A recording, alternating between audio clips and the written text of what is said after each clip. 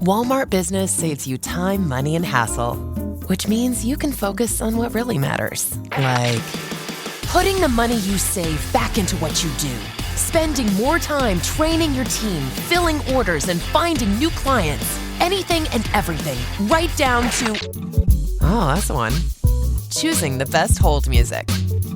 Walmart Business. It's the Walmart you love, now for your business. Learn more at business.walmart.com.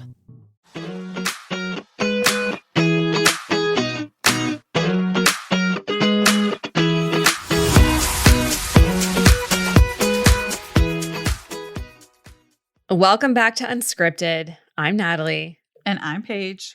This week, we're talking about none other than Diana, Princess of Wales. Lady Di. Lady Di. And I think a lot of other people of our generation, women of a certain age, looked up to, even though I was pretty young when she passed. She really turned the system, or the agency, or whatever it's called, of the royal family's called. She really turned it on its head. She was a force to be reckoned with, and she really was just a young woman that was placed in this system and brought humanity to it. That's exactly what it was. It was the humanity of it all. She was, as explained in this documentary that her sons, William and Harry, so thoughtfully put together about her. It's called Diana, Our Mother, Her Legacy, something to that effect.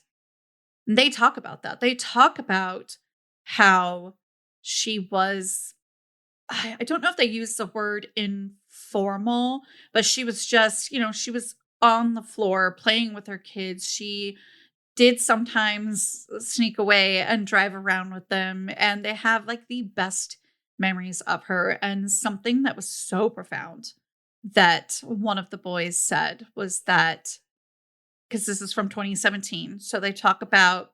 So they were still getting along, by the way. We're talking the boys, Prince Harry and Prince William. There's always rumored squabbles, and you could read Harry's memoir. Yes, he does have some things to say, but I don't think anything too negatively. It's all very polished a bit still. But it is not a secret that they're not on the best of terms currently. Right, exactly.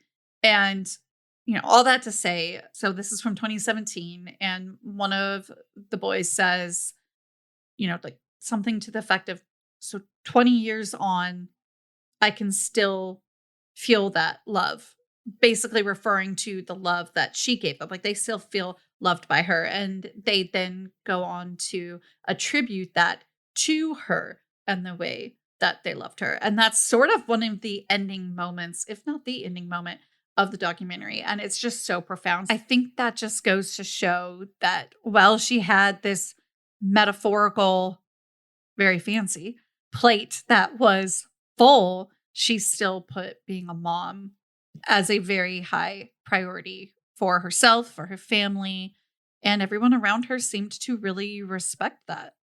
Yeah, I would say her experience in motherhood was her true rebellion, because when you mention that one of the boys is quoted as saying they can still feel her love 20 years on, even though she hasn't been around in that long after she tragically passed. And it's almost 30 years now. I cannot believe it. It's wild how fast time goes, but her ability to get down on the floor and show that physical affection with her sons was unheard of in the monarchy. That is not the way things were done. And the fact that she chose to do away with the way things were done to show her children how much she loved them so that they knew was a rebellion in itself. And I think that's partly what made the world fall in love with her, is that she really humanized the monarchy for them. They were able to see a mom with her kids, a mom who loved being a mom who loved her children. And that's not something that we got until her.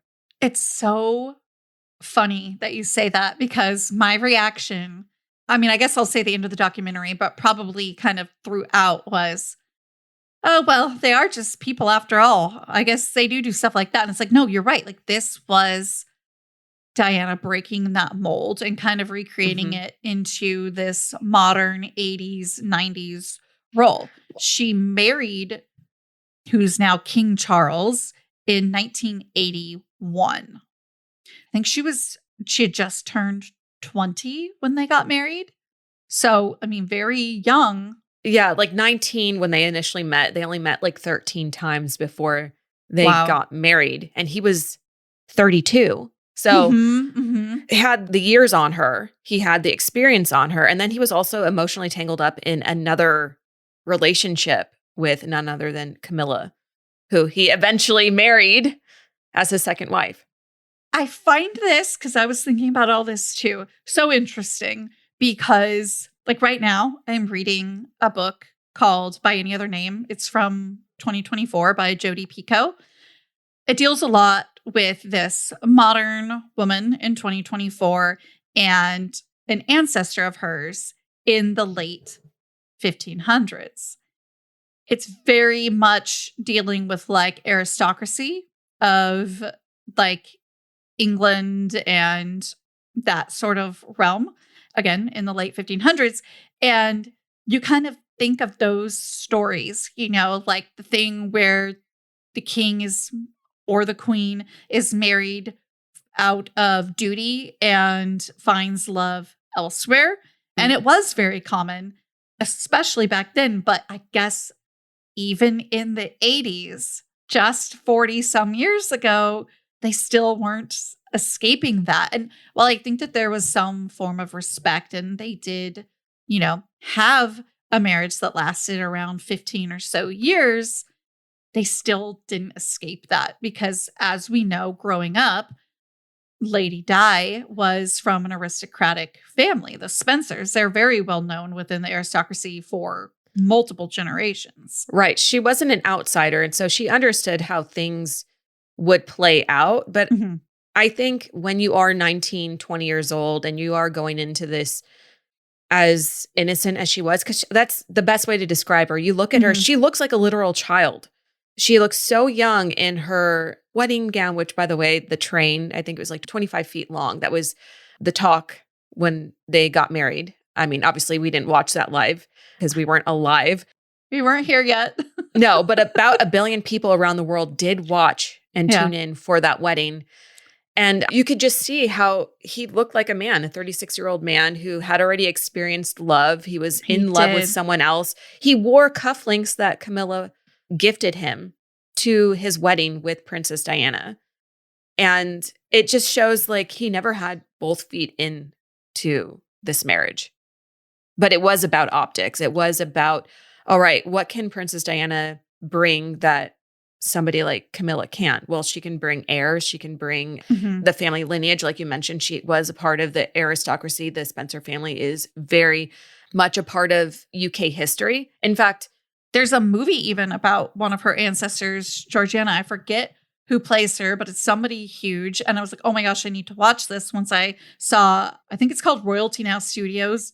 They do like art and they do where they like update what somebody, say like a King Henry VIII might look like in person back when they were alive. And then they update it to today quite frequently. So they did that for one of Princess Diana's ancestors, who was a Spencer. So very interesting. And something else about her ancestry, and just like to tie into that, is Princess Diana's family had more British royal blood in them. She's more British than Prince Charles because his family was more German and more related to the recent European dynasties compared to strictly British. And so a lot of people say up until Princess Diana, the British royal family was predominantly German. And then she kind of infused the new lineage with more British blood. And then when Kate Middleton, Catherine, Princess of Wales, oh my gosh, it's a mouthful, came around, she also is very much of English blood. And she also helped infuse the next generation with even more English blood. So it was very thought out of why she was being chosen as Prince Charles, now King Charles's first wife. Their line has been quite long lasting for quite a while now. because as we know, the line started deviating because Queen Elizabeth didn't have any children of her own to be as heirs. And like, I don't get that deep into the royal family, so I'm sure there's just like a lot more into it. Which Queen Elizabeth? The first? Yes, Queen Elizabeth I, who was King Henry VIII's daughter, did not have any children of her own. And I think that was by design, to be completely honest. I mean, there may or may not have been fertility things, but she didn't even marry. So this did change what was the Tudor line, which had come from actually one of my ancestors, not in a very pretty way at all, who was King Henry VII, who's King Henry VIII's dad. But I am not directly related to King Henry VIII. I'm related to one of his sisters. But anyway, so all that to say, these lines can change just whether it's politically or whether it is physically because of, whatever the situation with the heirs are. So. And we saw that even with the way that Queen Elizabeth II became queen was the fact that her uncle stepped down to get married to this woman who was an American divorcee, which, I mean, that story is well known, so we don't need to get into it. But her father eventually becomes king, which is loosely documented in the film The King's Speech, if you guys remember that. And then she, as a woman, becomes queen and then eventually has Prince Charles, who gets married to Princess Diana. I think the reason I brought that up is because you had mentioned how things can quickly change with the lineage. Oh, yes. It's actually more delicate than you think. Yeah, it's, very delicate. All that to say is, yes, Princess Diana, Lady Diana, was of British nobility. And she actually became a lady at the age of 13 that he inherited from his father when his father passed away. That's basically how you inherit things, titles in the UK. It's still so strange to me because when I think of those things, you think of it as centuries ago, but it's still like that. This is modern times. Again, she was a modern, lady and then a modern princess. It's so weird. Oh yeah, hey, my dad's an earl. Meanwhile, I'm on ancestry.com, doing family trees, finding earls. I'm like, oh yeah, that's so old school. It's no, it's not. It's actually it's a big deal. Yeah. And she made her way into it. So all this to say about what we were saying moments ago with her kind of looking still very young when marrying this man, because she was 19 and he was in his 30s. I think he was born in 48 or 49 and she was born in 61. So yeah, there's quite the age gap there. And she looks, I don't want to say scared because that's not the right word, timid and kind of young. Quiet, a little shy, young, sort of being oh, all eyes are on me while I'm getting married. She honestly didn't look that comfortable with it. No, she didn't. And what I have heard, because I have been interested in the royals for a long time, but I do remember seeing or reading or something that she actually grew up in contact with the royal family, but because of her age, she was often in circles with Prince Edward, King Charles's youngest brother. And so a lot of people always thought, oh, they would have been a great pairing. But because of her lineage, because what she could offer to the royal family, she was chosen for Prince Charles. And then obviously Edward ended up marrying Sophie, which they seem like a really great pairing anyway. Yeah, they've been married for a long time. It's also interesting. I see how people get into the royals. I've never not been into them, but I can't say I've been into them. Does that make sense? It's something on the periphery for me of interest. When Princess Catherine was going through her cancer treatments and she was away from the public eye for privacy for a little bit. And everybody was what's going on with her? Where is she? The Crown hadn't released any official statements or anything like that. People were kind of freaking out.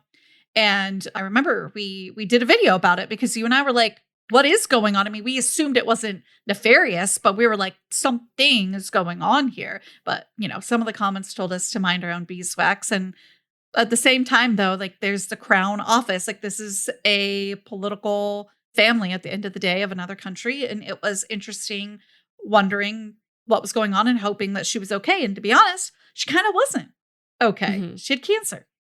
But I think Diana would have been proud to have Princess Catherine as the future queen and her daughter-in-law. I really, really do.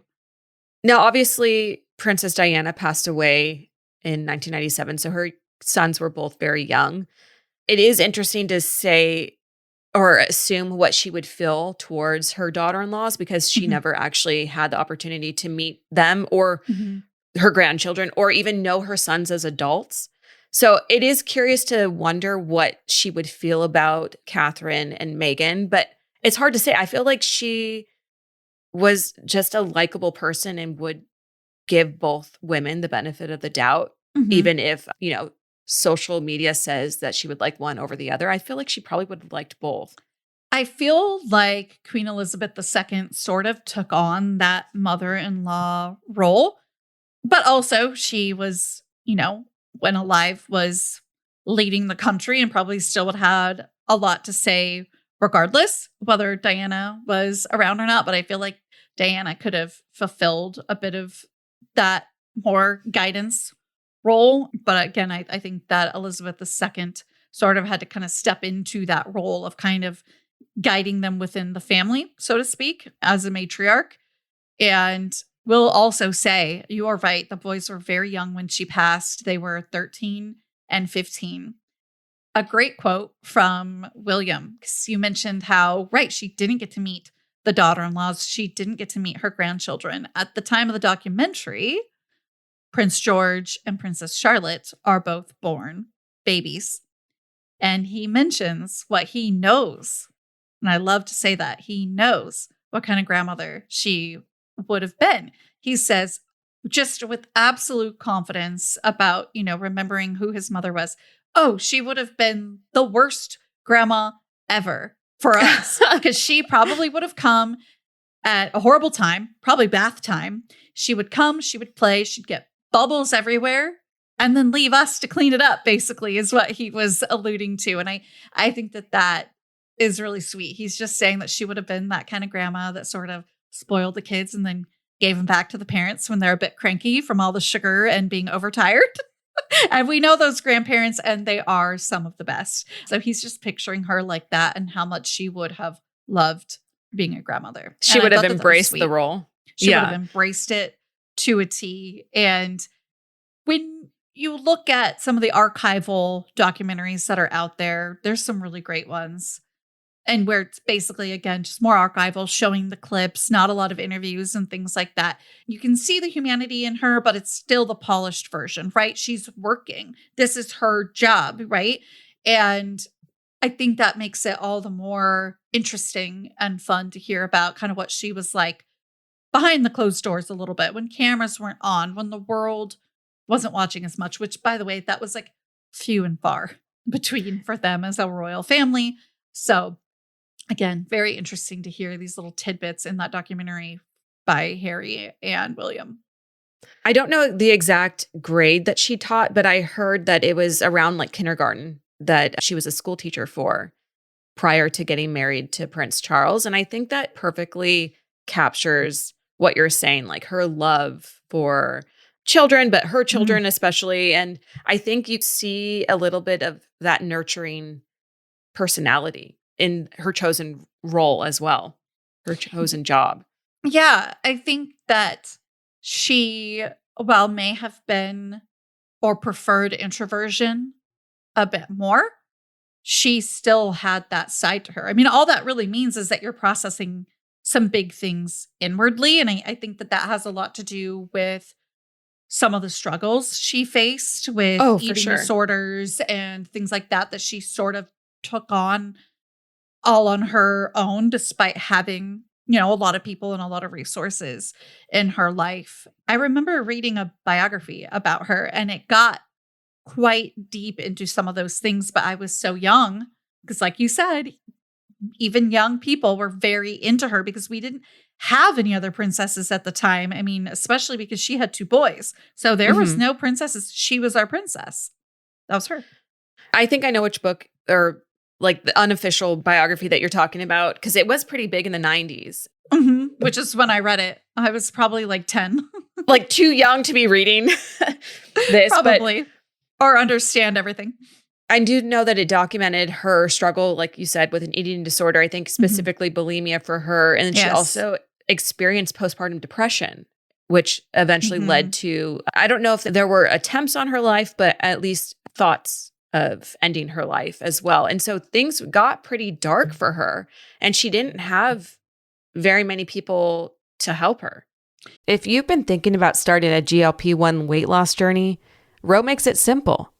With Ro, you get 100% online care, access to clinically proven FDA-approved medications, side effect management, dosing support, and more.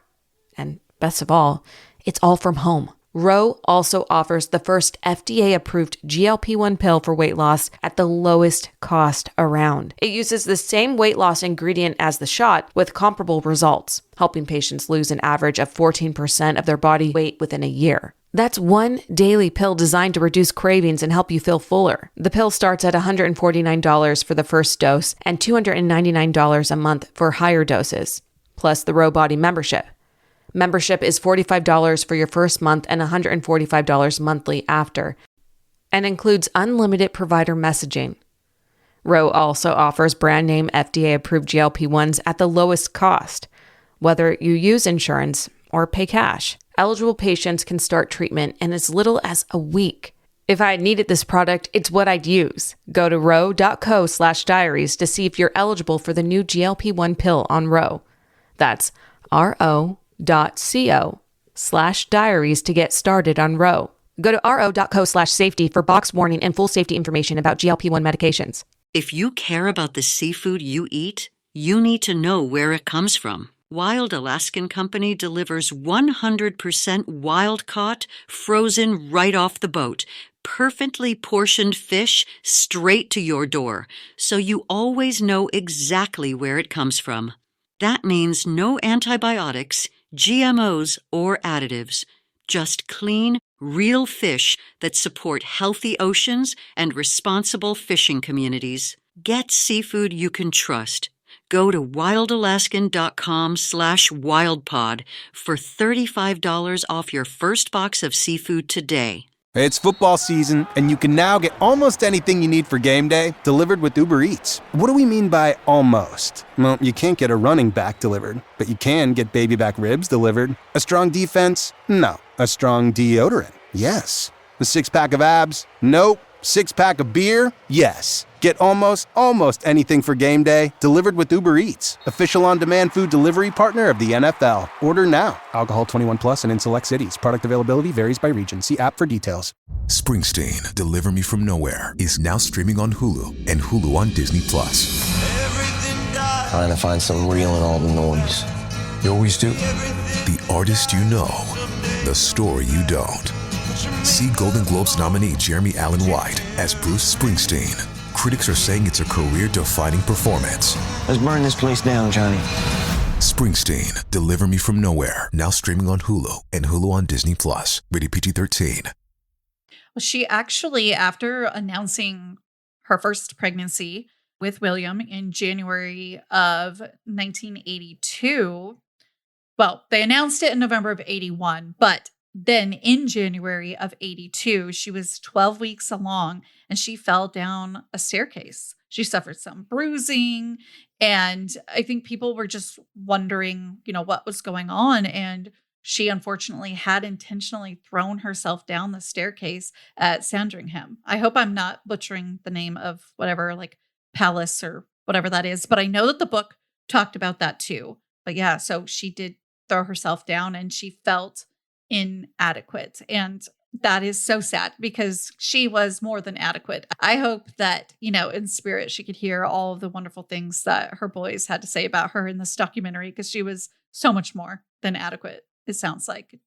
I mean, even if she were to have seen the outpouring of love when she passed away, not to keep jumping in the timeline, but it was clear that the world fell in love with her. Yeah. As we got to know her, more and more people fell in love with her. Her boys obviously adored her. Perhaps the only person that didn't really like her was her husband. And she did give that interview, which with that quote that's pretty famous towards the end of their marriage, I don't know if they were officially divorced at the time or in the process, but she does acknowledge that there were 3 people in her marriage, her, Charles, and Camilla. And 3's a crowd. Even though she was later revealed to have had her own dalliances, like she did have extramarital affairs, they didn't start until after King Charles, or Prince Charles at the time, had made it very clear that she just wasn't what he wanted. Yeah, in 1986, she started a relationship with their former writing instructor for the family. And at that point, they would have been married for like 4 or 5 years, but yet they didn't even get divorced for another 10. So all that to say, it's kind of like, yeah, they were just sort of like doing their own thing after the cracks in the marriage showed. And they were living their own lives. And, you know, there is speculation about her relationship with that writing instructor, James Hewitt. He was notoriously a redhead, and one of her sons, Prince Harry, is also a redhead. And so there was speculation for a while that perhaps Harry was this James Hewitt's son. Obviously, he isn't. I mean, he's balding in the same male pattern baldness that his father and brother are. So like we know he is Mountbatten. But yeah, there was speculation. And I feel like that's so hurtful because nobody really came after Charles the way that they went after Diana this way. Nobody. And now, guess who's, the queen? I almost called her future, but there was coronation. I think Elizabeth II passed in like 2022, September, something like that, years ago now. So there was coronation. It was a big deal. Like, he's the king. She's the queen, isn't she? She's queen consort or something they call it. Yeah. So I believe that she is not allowed to be addressed in a certain fashion. She can't just be Queen Camilla. It has to be queen consort because there is a distinction between being of royal blood and being married into the family.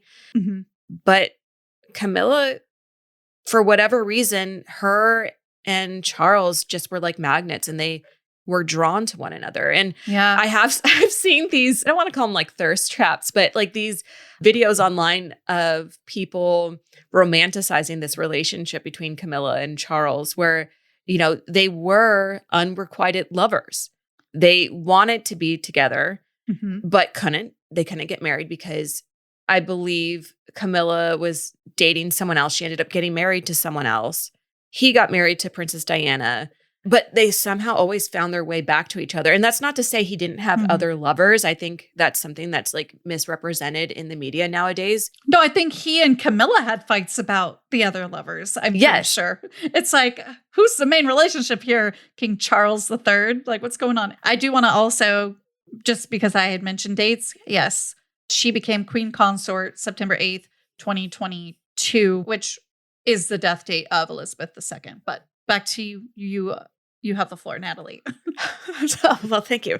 But yeah, like you mentioned, they did have arguments about these other women that were involved romantically or sexually, at least, with Prince Charles at the time. And so I think that whatever PR machine that they have with the crown has done its job, because that's largely forgotten nowadays. They see Prince Charles and Camilla, and it's this story that's really been polished over time to show, oh, these are these unrequited lovers. These are 2 people that couldn't be together and now are finally together. Well, actually, it was a lot messier than that. Yeah.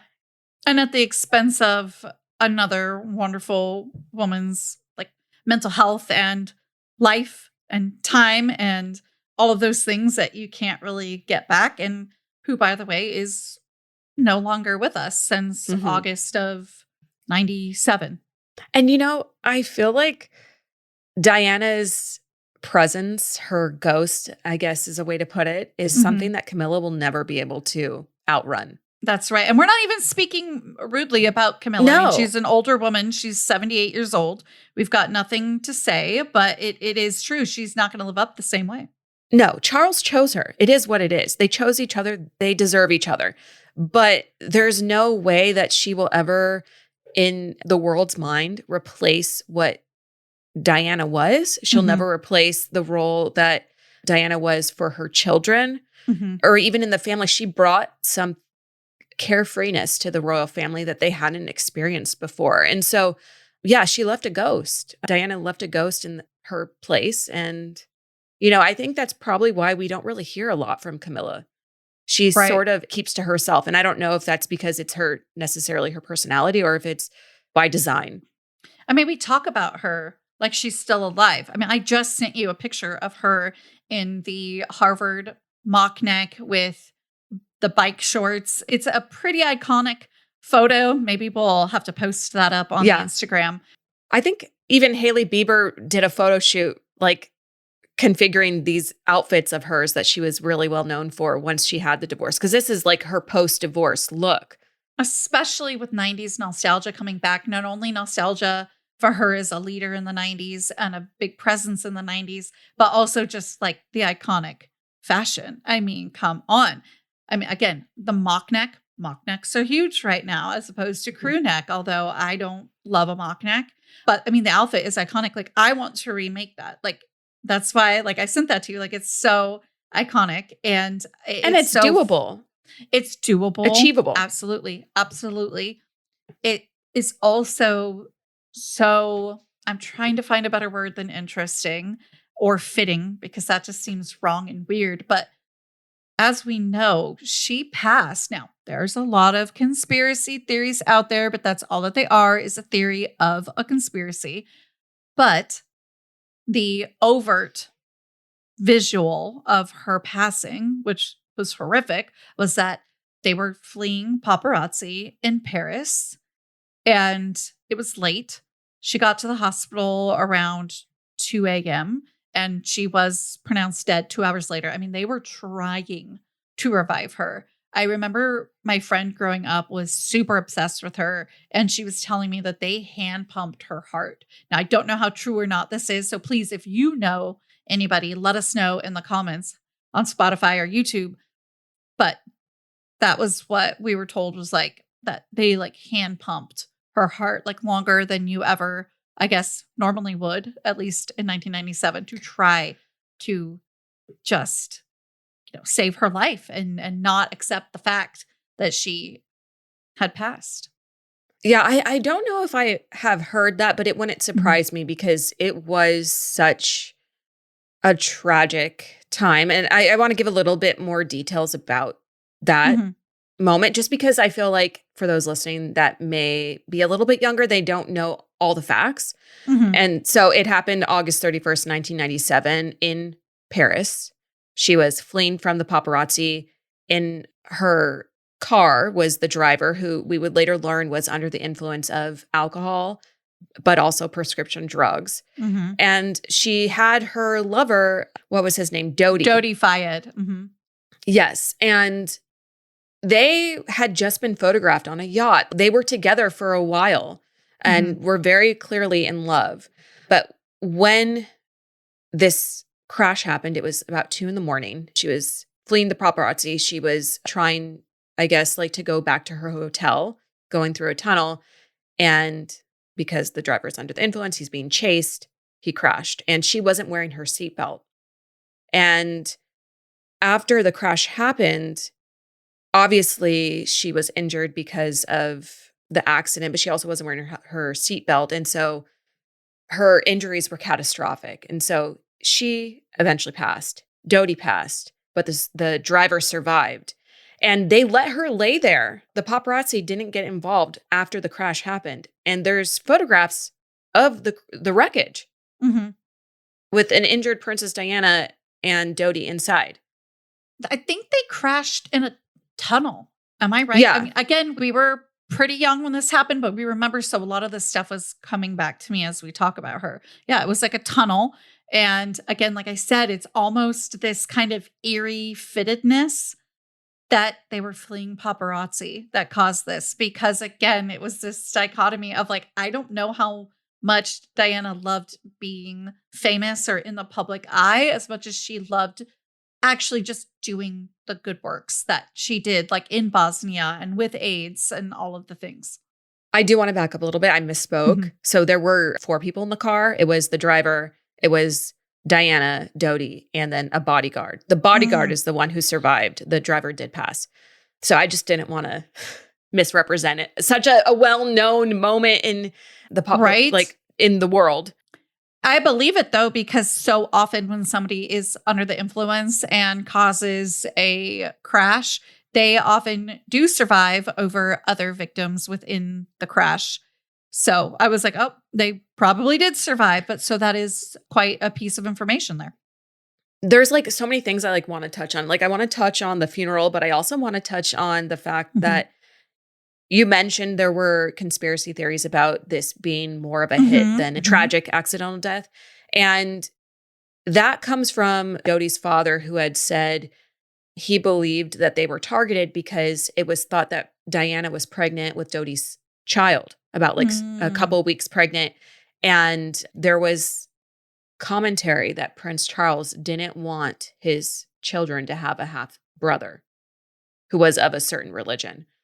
And so eventually it was investigated and it was proven these rumors were false, but it was a big thing in the magazines at the time. I mean, it's certainly worth, some independent investigative journalism trying to figure some things out. Somebody died and hits should. A couple people died. Yeah. A hit would be murder. So as you know, we cover murder every week, or missing and murdered cases every week. So we would absolutely agree with like, hey, yeah, maybe we should take a look at that. But conspiracy theories also can be harmful to, the actual information getting out there. So I'm glad that it was kind of like wrapped up that like, okay, it's not true. It was wrapped up, and one way that they were able to showcase that this couldn't be true was the fact that she did have her body examined and she was not pregnant at the time of her death. So that couldn't be a possible reason for a hit as well. But back to her funeral. One of the highest viewing figures ever recorded in the UK. I mean, I remember that as well. I do too. And by the way, in the US, it peaked 50 million. So, I mean, this event was huge and it was broadcast to more than 200 countries. And it's estimated that 2.5 billion people watched it worldwide, which that is huge because there's like 7-8 billion people in the world at the time of her death. So that is some pretty crazy numbers. It showcases the impact that she had on the world. I mean, I think I mentioned earlier that when she was married, she had almost 1 billion people tune into her and Charles. And then when she passed and had her funeral televised, she, 1.5 times that to 2.5, like you said. I think that just goes to show that the love for her grew over those 15 years that she was involved in the royal family. And I think a lot of that is due to, you touched on a little bit ago, her patronages. Her legacy was really tied to not only her ability to bring a levity to the monarchy and the way that she mothered, but it also was very much tied to her community outreach. She worked very closely with the AIDS and HIV community. She was known to, on camera for the first time for anyone, because this is, at the time when people really... They were scared. They were scared of catching it. They didn't accept that it wasn't contagious via air droplets. And so she famously in 1987 held hands with an AIDS patient on camera. And then she's quoted as saying, HIV doesn't make people dangerous to know. You can shake their hands and give them a hug. Heaven knows they need it. What's more, you can share their homes, their workplaces, and their playgrounds and toys. And I think that shows how she was really trying to open up a discourse surrounding what AIDS and HIV was, but also an understanding and a human element to those afflicted with it. Well, she was setting an example in that moment too. Now, it was very her to shake hands, and that's a very royal family thing. Like they do all kinds of things like that on like Christmas and holidays, and you just go, good God, like I couldn't imagine my holiday being spent doing things like that. But I mean, that's their role. They're quite literally funded by the taxes in the UK or England or whatever. So they owe that to the public. But more than just that's who she was, she knew, she had to have known, she was setting a precedent of like, it's okay. Yeah. And in 1987, I cannot even begin to explain how huge that was, because HIV. That was the height of it. It was the height of it. There was horrific things being said about it and communities that were being disproportionately affected by it. There was so much misunderstanding, but I'm pretty sure it had really only been like widely publicly known since like, I want to say like 84. I could be wrong. But yeah, so it was just such a precedent and example that she was setting. She also did amazing work for the homeless community, the unhoused. She did amazing work in Bosnia trying to get rid of landmines. One of the individuals that she really made an impact on even got emotional talking about how now 20 years later, there are no landmines, but she's not here. And he kind of breaks down on camera. And it's just a telling moment, like the impact she had on these people. So definitely you should watch that documentary, Diana, Our Mother and Her Legacy from 2017. It's amazing. That's definitely worth everyone giving a watch. Something that I found really interesting too was her estate. Like, where did it go? That's something that I find really interesting when talking about these royals, because they just have so much. And like, it's more than anyone, most people can ever imagine. And so like, it left me wondering, where did it all go? Where did her estate go? And so she left her 21 million pound estate to her sons. And, obviously because her sons were underage, they went into the hands of the trustees of the estate, which were her sister and her mom. Majority was inherited by the boys. They each got about 10 million pounds. And then a lot of her jewelry was split amongst her. I guess she had 17 godchildren. So everyone got a little bit of a memento from their godmother. I want to know where that wedding ring is. I think, doesn't Catherine have it? Does she have it? Well, yes, I believe it's her engagement ring. It is beautiful. I think it's like a 10 karat sapphire with a diamond halo. Yes, it is. And it is gorgeous. And there's a lot of people out there that kind of wanted to emulate it just throughout time since she had that. I think it's beautiful. It's stunning. It really is. And I believe it makes sense for Catherine to have it. She is the new Princess of Wales. She's going to be the queen, and that ring will have officially made it onto the throne. So I may be misremembering this, but when I read Harry's memoir a couple years ago, Spare, I believe he does say that Diana had the engagement ring and she left the boys the engagement ring and then also a watch. I believe Harry was the one who initially got the ring, and he gifted it to William when he got engaged to Catherine so that the ring would end up on the throne where his mom was supposed to be. And I feel like what a beautiful moment between brothers, but also like a way to honor their mother. I have faith that hopefully the two brothers can kind of come back together if they haven't already. They're obviously living very different lives in different countries, all for very different reasons. But I do have faith because at the end of the day, it's kind of them against the world when it comes to Diana and her legacy and where they come from. They only each have one brother. So I think even Harry captures it perfectly in his memoir where he says, like, no one else besides my brother knows what it's like to walk behind my mom's casket. And that's right. And so, yeah, they have each other. And I think that is Diana's legacy. And I hope, like you said, that they're able to reconcile if they are still on the outs with one another. Come back next week and join us for another episode of Unscripted. Tomorrow, you can catch us with an episode of DocuFiles. This week, we're covering Glitter and Greed, the Lisa Frank story from Amazon Prime or Prime Video. And Thursday, we'll be back with another true crime case that needs your attention. You can find us on social media at the Murder Diaries Pod, and we'll see you next time.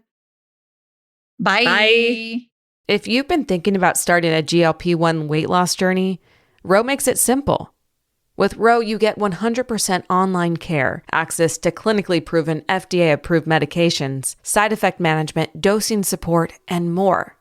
And best of all, it's all from home. Ro also offers the first FDA-approved GLP-1 pill for weight loss at the lowest cost around. It uses the same weight loss ingredient as the shot with comparable results, helping patients lose an average of 14% of their body weight within a year. That's one daily pill designed to reduce cravings and help you feel fuller. The pill starts at $149 for the first dose and $299 a month for higher doses, plus the Ro Body membership.